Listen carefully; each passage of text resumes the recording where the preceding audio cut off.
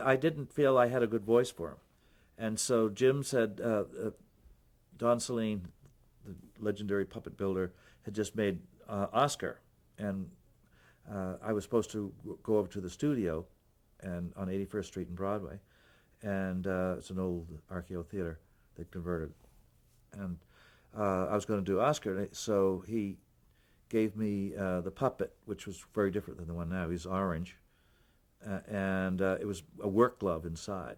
And so you put your thumb in just a cotton work glove, and he built it around that. And I put my right hand in it. Okay, okay. So I go over to the trash can and discover that they'd made it so badly you could only get your left arm in it. And my left hands are much stupider than your right if you're right-handed. And so I had to put my left hand in it, and the thumb is then on the wrong side. The thumb was over here. So now it was like this. But on the way over, I said, what am I going to use for a voice? And I got in a cab, and a New York cab driver, the kind with the old, newsboy hair, hat, and a cigar on one side of his mouth, and he's telling me, he says, I got in, he says, where to, Mac? And I said, wow. And then he talked about Lindsay. This Lindsay, I'll leave out the colorful words, is ruining the city. And kind of was, actually.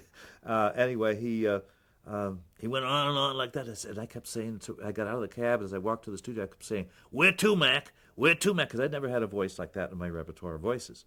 And I said, that should be just right for him. So I popped up. I said, I'll tell you what, I'll go over and get the trash can. So I struggled with it. And I said, when I say ready, you come over and knock on it. And so after a minute of struggling, I said, this is terrible. But so he knocks on it, and I pop him up. And I said, get away from my trash can. And Jim said, that'll do nicely.